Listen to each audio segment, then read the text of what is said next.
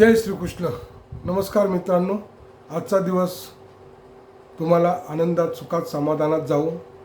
आपण गीतेतील अध्याय नंबर 3 कर्मयोग या संदर्भात विवेचन करत आहोत. पुढील श्लोकामधून भगवंत श्रीकृष्ण अर्जुनाला काय उपदेश करतायत हे आपण ऐकूयात. नहि कच्चित् क्षणमपि जातु तिष्ठत्य कर्मकृत कार्यते ह्यवशः कर्म सर्व प्रति जय गुणैर्गुणैः. प्राकृतिक गुणांपासून प्राप्त केलेल्या गुणांनुसार मनुष्याला असहाय्यपणे कर्म करण्यास भाग पाडले जाते. म्हणून कोणालाही एक क्षणभर सुद्धा काही कर्म करण्यापासून परावृत्त होता येत नाही. तात्पर्य, सतत क्रियाशील राहणे हा देहधारी जीवनाचा प्रश्न नसून आत्म्याचा स्वभावच आहे. आत्म्याच्या उपस्थिती वाचून भौतिक शरीर हालचालही करू शकत नाही. भौतिक शरीर हे मृत यंत्राप्रमाणे आहे जे आत्म्याद्वारे चालवले जाते. हा आत्मा सतत क्रियाशील असतो व तो क्षणभरही थांबू शकत नाही. म्हणून आत्म्याला कृष्णा भावना भावित सत्कार्यामध्ये संलग्न व्हावे लागते, नाही तर तो मायेच्या आधिपत्याखाली चालणारे कार्य करण्यास प्रवृत्त होतो. भौतिक शक्तीच्या प्रभावाखाली आत्मा भौतिक गुणांची प्राप्ती करतो आणि अशा आकर्षणापासून आत्म्याचे शुद्धीकरण करण्याकरिता त्याला शास्त्रामध्ये सांगितलेल्या विहित कर्मामध्ये संलग्न करणे आवश्यक असते. पण जर आत्मा हा आपल्या स्वाभाविक कृष्ण भावना भावित कर्मामध्ये मग्न झाला तर तो जे काही करतो ते त्याच्या कल्याणासाठीच असतो. श्रीमद भागवतात याला पुढील प्रमाणे पुष्टी मिळालेली आहे. त्याक्तवा स्वधर्म चरणं भवभुजं हरि वर्जनं पक्व अथ पते ततो यदि यत्र वा भद्रं बुद्रमुष्य की को वार्थ अप्तो आ भजातां स्वधर्मतः. कृष्ण भावनेचा आश्रय घेतलेल्या मनुष्याने जर शास्त्रामध्ये सांगितलेल्या विहित कर्माचे पालन केले नाही किंवा भक्तिपूर्ण सेवेचे योग्य आचरण केले नाही आणि जरी तो आदर्शापासून पतित झाला तरी त्यामध्ये त्याची हानी किंवा वाईटही नाही. पण जर त्याने शुद्धीकरणासाठी शास्त्रामध्ये सांगण्यात आलेल्या सर्व नियमाचे पालन केले आणि तो जर कृष्णा भावना भावित नसेल तर त्याला त्यापासून काय लाभ होणार. म्हणून कृष्ण भावनेच्या या स्तरापर्यंत उन्नत होण्यासाठी शुद्धीकरणाची प्रक्रिया ही आवश्यक आहे. यास्तव संन्यास किंवा इतर कोणती शुद्धीकरणाची प्रक्रिया ही कृष्ण भावना भावित होण्याच्या अंतिम ध्येयप्राप्तीसाठी सहाय्यकारक म्हणूनच आहे. कारण कृष्ण भावनेशिवाय सर्व काही व्यर्थच आहे. या श्लोकामधून भगवंत श्रीकृष्ण सांगतायत की सर्व ठिकाणी भगवंत कृष्णाशिवाय काहीच होऊ शकत नाही. तुमचे भौतिक शरीर असो किंवा तुम्ही करणारी क्रिया असो, ह्या सर्व क्रिया भगवंत श्रीकृष्णाच्या आदेशानुसारच होत असतात. कर्मेंद्रियाणी संयम्य ये असते मनसा स्मरण इंद्रियार्थानि मूढत्वा मिथ्याचारः स उच्यते. जो कर्मेंद्रिये संयमित करतो परंतु ज्याचे मन इंद्रिय विषयांचे चिंतन करीत आहे तो निश्चितपणे स्वतःची फसवणूक करतो आणि अशा मनुष्याला मिथ्याचारी म्हटले जाते. तात्पर्य, कृष्ण भावनेमध्ये कर्म करण्यास नकार देणारे अनेक मिथ्याचारी आहेत जे आपण ध्यानस्थ असल्याचा देखावा करतात. वास्तविकपणे असे लोक आपल्या मनामध्ये इंद्रियोपभोगाचेच चिंतन करीत असतात. असे ढोंगी लोक फाजील अनुयायांना फसवण्यासाठी शुष्क ब्रह्मज्ञानावर प्रवचनही देतील. पण या श्लोकामध्ये सांगितल्याप्रमाणे ते लुच्चेच असतात. इंद्रिय तृप्तीकरता मनुष्य आपल्या कोतीप्रमाणे कोणत्याही आश्रयाचे पालन करू शकतो. पण जर त्याने त्या आश्रमांना अनुलक्षून असणाऱ्या नीतिनियमाचे पालन केले तर तो आपले जीवन शुद्ध करण्यामध्ये यथावकाश प्रगती करू शकतो. तथापि आपण योगी असल्याचा देखावा करतो, पण वास्तविकपणे इंद्रियोपभोगाच्या विषयांच्या शोधात असतो. तो जर तत्वज्ञानाबद्दल बोलत असला तरी त्याला लुच्चाच म्हटले पाहिजे. त्याच्या ज्ञानाला कवडी मात्र किंमत नाही, कारण अशा पापी मनुष्याच्या ज्ञानाचे फळ भगवंताच्या मायाशक्तीद्वारे हिरावून घेतले जाते. अशा मिथ्याचारी व्यक्तीचे मन नेहमी अशुद्धच असते, म्हणून त्याच्या ज्ञानाच्या देखाव्याखाली काडी मात्रही किंमत नाही. यशिस्तवांद्रियाणी मनसा नियम्यारभते अर्जुन कर्मेंद्रियाही योग कर्मयोग सक्तः स विशेषिते. या उलट जर एखादी प्रामाणिक व्यक्ती मनाद्वारे इंद्रियाचं संयमित करण्याचा प्रयत्न करीत असेल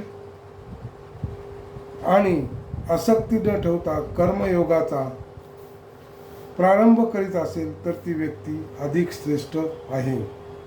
तात्पर्य: स्वैर अविचारी जीवन आणि इंद्रिय तृप्तीसाठी ढोंगी अध्यात्मवादी होण्यापेक्षा मनुष्याने स्वतःचा व्यवसाय करीतच जीवनाच्या ध्येयाची प्राप्ती करीत राहणे हे कितीतरी पटीने उत्तम आहे. जीवनाचे वास्तविक ध्येय म्हणजे भवबंधनातून मुक्त होऊन भगवत धामात प्रवेश करणे. मुख्य स्वार्थ गती किंवा आत्मकल्याण श्रीविष्णूंच्या प्राप्ती करण्यातच आहे. संपूर्ण वर्णाश्रम पद्धतीचे व्यवस्था अशा रीतीने करण्यात आली आहे की ज्या योगे आपण श्रीविष्णूची प्राप्ती करू शकू. एखादा ग्रहस्थाश्रमीही कृष्ण भावनेमध्ये नेहमीच सेवा करून श्रीविष्णूची प्राप्ती करू शकतो. आत्मसाक्षात्कार प्राप्तीसाठी शास्त्रामध्ये सांगितल्याप्रमाणे मनुष्य संयमित जीवन व्यतीत करून आसक्ती न ठेवता आपला व्यवसाय करू शकतो आणि आध्यात्मिक प्रगती करू शकतो. जो प्रामाणिक मनुष्य या पद्धतीचे पालन करतो तो निष्पाप लोकांना फसवण्यासाठी दिखावा अध्यात्मवादाचा स्वीकार करणाऱ्या पाखंडी व्यक्तीपेक्षा अत्यंत चांगल्या स्थितीत आहे. केवळ उदरनिर्वाहाकरिता ध्यान करणाऱ्या बोंधू योगीपेक्षा रस्त्यावर झाडू मारणारा प्रामाणिक झाडूवाला कितीतरी पटीने बरा. नियतं कुरु कर्म त्वं कर्मो जायो एक कर्मणः शरीरयात्रापि च ते न प्रसिद्धेकं कर्मणः.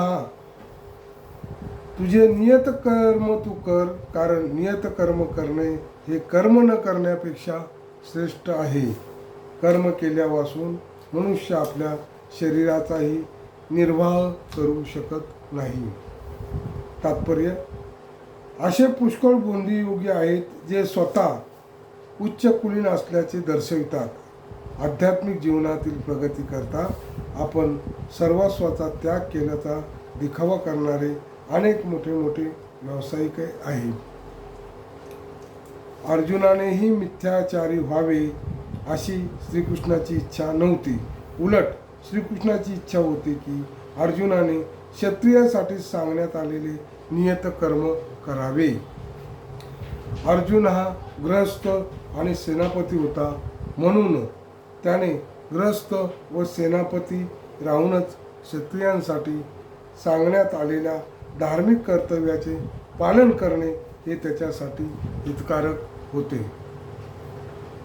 अशा प्रकारचे कर्तव्य पालन भौतिकवादी मनुष्याचे हृदय कर्मशः शुद्ध करून त्याची भौतिक दोषातून मुक्तता करते. उदरनिर्वाहाकरिता तथाकथित त्याग करण्याला भगवंताने तसेच कोणत्या शास्त्रानेही कधीच मान्यता दिली नाही. सरतेशेवटी प्रत्येकाला आत्मा आणि शरीर एकत्र ठेवण्यासाठी काही कर्म करावेच लागते. भौतिक प्रवृत्तीपासून शुद्धीकरण झाल्या वाचून लहरी खातर कर्मत्याग करणे उचित नाही. भौतिक जगात असणाऱ्या प्रत्येक व्यक्तीमध्ये प्रभुत्व गाजवण्याची मलिन प्रवृत्ती निश्चितच असते, किंवा दुसऱ्या शब्दात सांगायचे झाल्यास इंद्रिय तृप्ती करण्याची मलिन प्रवृत्ती ही असतेच. अशा दूषित प्रवृत्ती नाहीशा करणे आवश्यक आहे. नियतकर्माद्वारे असे केल्या वाचून मनुष्याने कर्मसन्यास घेऊन दुसऱ्याच्या जीवावर राहून तथाकथित अध्यात्मकवादी होण्याचा कधी प्रयत्न करू नये. यज्ञार्था कर्मणो अन्यत्र लोको अयम कर्मबंधना तदर्थम कर्म कौंतेय मुक्त संग समाचार. श्री विष्णू प्रित्यर्थ यज्ञ म्हणून कर्म केले पाहिजे, नाहीतर कर्म हे भौतिक जगामध्ये बंधनास कारणीभूत ठरते. म्हणून हे कौंतैया, तू आपल्या नियमित कर्माचे पालन श्री विष्णूंच्या संतोषार्थ कर आणि या प्रकारे तू नेहमी कर्मबंधनातून मुक्त राहशील. तात्पर्य: केवळ शरीराच्या निर्वाहाकरिता देखील मनुष्याला कर्म करावे लागत असल्याने विशिष्ट सामाजिक स्थिती आणि गुणवत्ता यांच्या विहित कर्माची रचना अशी आहे की ज्यामुळे तो हेतूही साध्य होतो. यज्ञ म्हणजे भगवान श्रीविष्णू आहेत. सर्व यज्ञकर्मे श्रीविष्णूच्या संतोषा प्रित्यर्थच असतात. वेद सांगतात की यज्ञो वै विष्णू हा. दुसऱ्या शब्दात सांगायचे झाल्यास मनुष्याने यज्ञ किंवा प्रत्यक्षपणे भगवान विष्णूंची सेवा केल्याने एकच उद्देश सिद्ध होतो. म्हणून या श्लोकात सांगितल्याप्रमाणे कृष्ण भावना हे यज्ञकर्मच आहे. श्री विष्णूंना संतुष्ट करणे हेच वर्णाश्रमधर्माचे ध्येय आहे. वर्णाश्रमाचरवता पुरुषेन पर पुमानु विष्णू पुराराते. म्हणून मनुष्याने श्रीविष्णूच्या संतोषाप्रित्यर्थ कर्म केले पाहिजे. या भौतिक जगात केलेले इतर कोणतेही कर्म बंधनास कारणीभूत ठरते. कारण चांगल्या व वाईट दोन्ही प्रकारच्या कर्मांना आपापली फळे असतात. त्यामुळे कोणतेही कर्म मनुष्याला बद्ध करते. म्हणून मनुष्याने श्रीकृष्णांना संतुष्ट करण्यासाठी कृष्ण भावना भावित कर्म करणे आवश्यक आहे. अशा प्रकारचे कर्म करणारा मुक्तावस्थेतच असतो. कर्म करण्याची हीच महान कला आहे. म्हणून आरंभी या मार्गामध्ये अत्यंत निपुण मार्गदर्शनाची आवश्यकता असते. म्हणून भगवान श्रीकृष्णाच्या भक्ताच्या निपुण मार्गदर्शनाखाली किंवा साक्षात भगवान श्रीकृष्णाच्या प्रत्यक्ष आदेशानुसार अर्जुनाला कर्म करण्याची संधी मिळाली. मनुष्याने परिश्रमपूर्वक दक्षतेने कर्म केले पाहिजे. इंद्रिय तृप्तीसाठी काहीही न करता सर्व काही केवळ श्रीकृष्णांच्याच संतुष्टीकरता केले पाहिजे. असे आचरण मनुष्याचे केवळ कर्मबंधनापासूनच रक्षण करते असे नव्हे, तर त्यामुळे त्याची यथावकाश भगवंताच्या दिव्य प्रेममयी सेवेप्रत उन्नती होते. केवळ अशा सेवेमुळे भगवत धामाची प्राप्ती होऊ शकते. सहयज्ञाः प्रजाः सुष्टावा पुरोवाच प्रजापती अनेन प्रसविषे द्वेमेष ओ अस्तित्वष्ट्वा कामाधुक.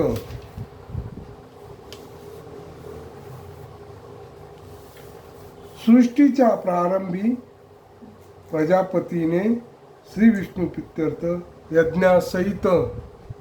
यज्ञासहित मनुष्य आणि देवतांना निर्माण केले आणि त्यांना वरदान देऊन सांगितले की तुम्ही या यज्ञापासून सुखी व्हा, कारण यज्ञ केल्याने सुखी राहण्यासाठी आणि मोक्ष प्राप्ती करण्यासाठी आवश्यक त्या सर्व गोष्टी तुम्हाला सहजपणे प्राप्त होतील. तात्पर्य: प्रजापती श्री विष्णूंनी निर्माण केलेल्या भौतिक सृष्टी म्हणजे बद्ध जीवांना स्वग्रही भगवत धामात परत जाण्यासाठी दिलेली सुसंधीच आहे. या भौतिक सृष्टीमधील सर्व जीव हे भौतिक प्रगतीद्वारे बद्ध करण्यात आले आहेत, कारण त्यांना पुरुषोत्तम भगवान श्रीकृष्ण किंवा श्रीविष्णू यांच्याशी असणाऱ्या आपल्या संबंधाचे विस्मरण झाले आहे. भगवद्गीतेत सांगितल्याप्रमाणे वैदवेश्य सर्व रहम्ये वेदये. वैदिक तत्व ही आपल्याला आपल्या शाश्वत संबंधाचे ज्ञान देण्यासाठी आहे. भगवंत सांगतात की वेदांचा उद्देश त्यांना जाणणे हा आहे. वैदिक मंत्रात म्हटले आहे की पतिं विश्वशात्वाश्वरम, म्हणून सर्व जीवांचे परमेश्वर व पुरुषोत्तम भगवान श्री विष्णू हेच आहेत. श्रीमद भागवतातही श्रील शुकदेव गोस्वामी भगवंताचे अनेक प्रकारे पती म्हणून वर्णन करतात. श्रिया ह्या पतियर्थपतिः प्रजापतिर्धियां पतिलोको कपतिः धीरापतिः पतिं गर्तिं स्वान्दकं वृष्णिसात्वात्वामां प्रसिद्धतां मे भगवान शांतां पतिः. भगवान विष्णू हे प्रजापती आहेत आणि ते सर्व प्राणीमात्राचे, सर्व जगताचे, सर्व सुंदर वस्तूंचे पती आणि प्रत्येकाचे रक्षण करते आहेत. श्री विष्णूच्या संतुष्टीकरता यज्ञ करणे कसे करावे हे बद्ध जीवांना शिकवण्यासाठी म्हणून भगवंताने या सृष्टीची निर्मिती केली आहे. त्यामुळे या भौतिक जगात असतानाचे हे चिंताविरहित सुखी जीवन व्यतीत करू शकतील आणि वर्तमान भौतिक शरीराच्या विनाशानंतर भगवत धामामध्ये प्रवेश करू शकतील. बद्ध जीवांकरता भगवंताने केलेली संपूर्ण योजना आहे. यज्ञ केल्याने बद्ध जीव यथावकाश कृष्ण भावना भावित होतो आणि त्याच्यामध्ये सर्व सद्गुण आढळून येतात. कलियुगासाठी संकीर्तन यज्ञाची शिफारस वैदिक शास्त्राने केली आहे आणि कलियुगातील सर्व मनुष्यांच्या मुक्ततेकरिता या दिव्य पद्धतीचा परिचय भगवान श्री चैतन्य महाप्रभूंनी करून दिला. संकीर्तन यज्ञ आणि कृष्ण भावना हे परस्पर पूरकच आहेत. भगवान श्रीकृष्णांच्या भक्तरूप अवताराचा उल्लेख श्रीमद भागवतात संकीर्तन यज्ञाचा विशेष संदर्भ देऊन पुढील प्रमाणे केलेला आहे. कृष्णवर्णम त्विषा कृष्णम सांगोपांगा शास्त्रम पार्षदम यज्ञ ही संकीर्तनम यजयंती ही सुमेधसः. या कलियुगामध्ये जे वास्तविक बुद्धिमान लोक आहेत हे पार्षदांसहित अवतरित होणाऱ्या भगवंताचे संकीर्तन यज्ञ करून पूजन करतील. वैदिक शास्त्रामध्ये सांगण्यात आलेल्या सर्व यज्ञ करणे या कलियुगात साध्य नाही, पण भगवद्गीतेत सांगितल्याप्रमाणे संकीर्तन यज्ञ हा सर्व सिद्धीकरता सहज साध्य आणि उदात्त आहे. मित्रांनो, आज या ठिकाणी आपण थांबूयात. आपल्याला व्हिडिओ आवडल्यास लाईक करा, शेअर करा, कॉमेंट्स करा, सबस्क्राईब करा. जय श्रीकृष्ण.